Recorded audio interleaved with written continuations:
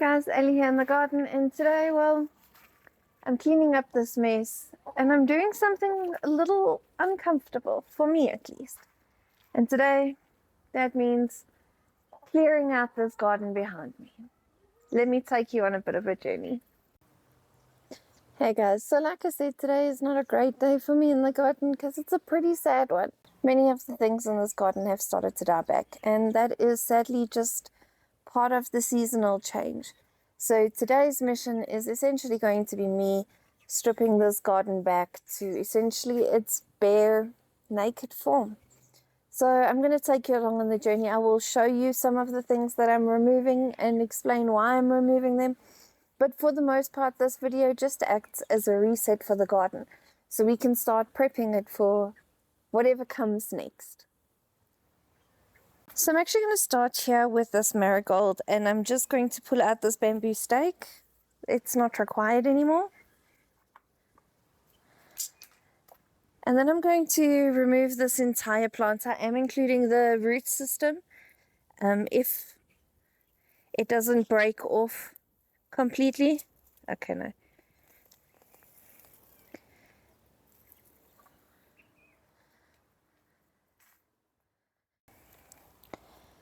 So my actual plan is just to come through here, neaten this area. I will be leaving things behind. I'm not going to remove this nasturtium.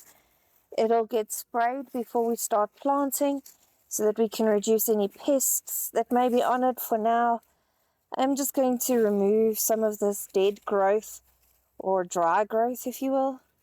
Give the plants a better opportunity, remove any sicker or diseased limbs. And in this case, it is mainly aphid damage, and we did plant it as a trap crop. So for the most part, this nasturtium has been doing its job pretty effectively. I know that because you can actually still see the aphids on this plant. That obviously will be alleviated once we spray this area. I'm going to come around though and just do a quick weed so that this entire area will be essentially ready for planting in.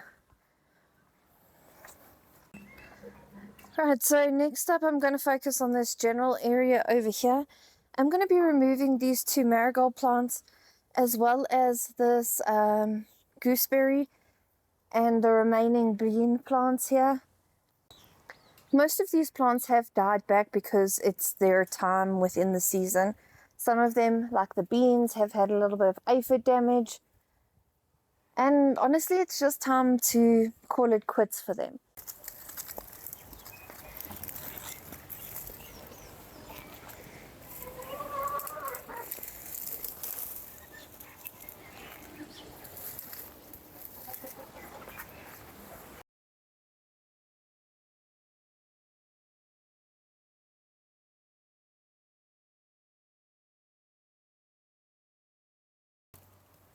So this feels very out of the norm for me because typically here in South Africa, I can grow year-round and there is no need for me to put my garden to bed over the winter season. But my garden is just not in a healthy position at the moment. And if that means that, sadly, I have to restart and ensure the health of my soil and the health of my plants to get a better harvest, then that's what I'm going to do. By removing all these plants, I'm essentially creating a blank slate, which is not the worst thing. I'm definitely planning on growing some crops that we can eat throughout the winter and into the early spring. It just feels a little sad. With these eggplants, they are a bit disease laden, so I'm actually going to dispose of them directly here in the hope of not spreading whatever's on them anywhere else in the garden.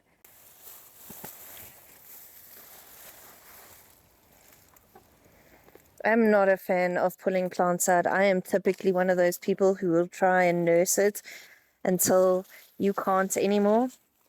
But as I've progressed with my gardening, I have discovered since that I actually do plan on eating out of my garden.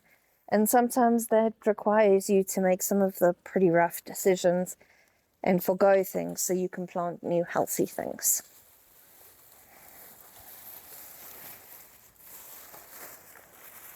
In this little section here, I am going to harvest some of these Swiss chard leaves that just look poorly. I'll give those to the chickens. They really don't mind what the leaves look like. And we'll give these plants one more chance to grow, but we will be planting more seeds.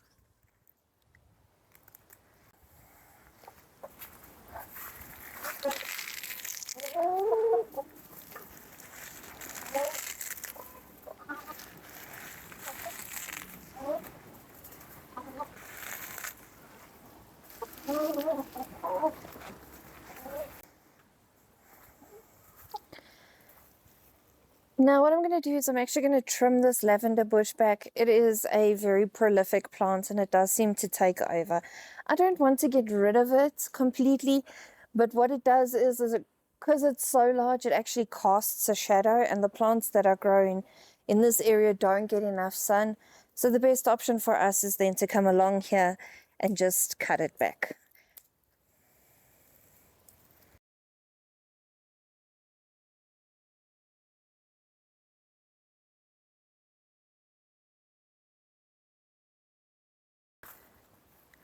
Right, so as you can see, I've taken this lavender bush all the way down. I'm going to come around just now and harvest the last of these echinacea flowers.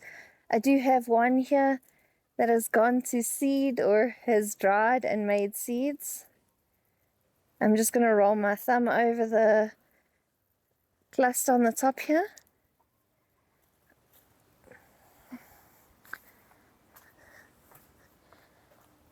And now, here we have some echinacea seeds, which is pretty cool. So now that I've pulled the seeds off of this one, I'm going to do much of the same thing here. As you can see, here's the little like seed pod thing. And you slowly roll it between your fingers and your palm, and it'll release those echinacea seeds. And with these ones, I'm actually just going to sprinkle them down the line here, and whatever comes up will come up.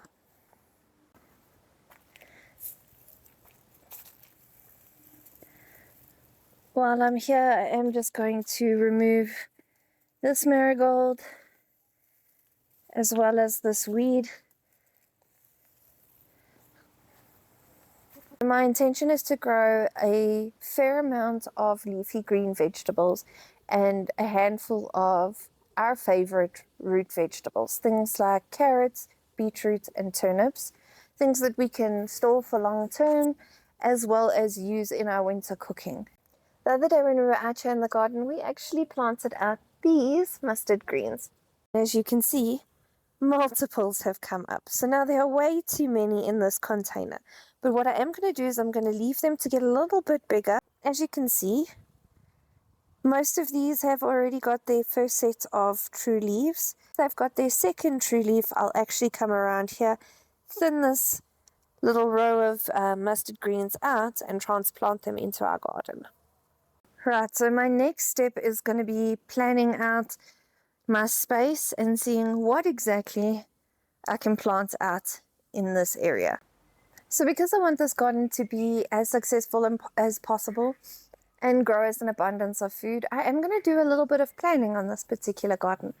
Not necessarily plotting out where I'll be planting things, but I'm going to be looking at the seeds that I have to see what I can plant in order to get a fairly early harvest so that my garden is not just producing Swiss chard. So this is where I'm going to call it a day today. I just want to say thanks for hanging out with me today in the garden as we cleared it, and don't forget to come back and watch me plant out the autumn garden because I have a feeling we've got a lot to grow still.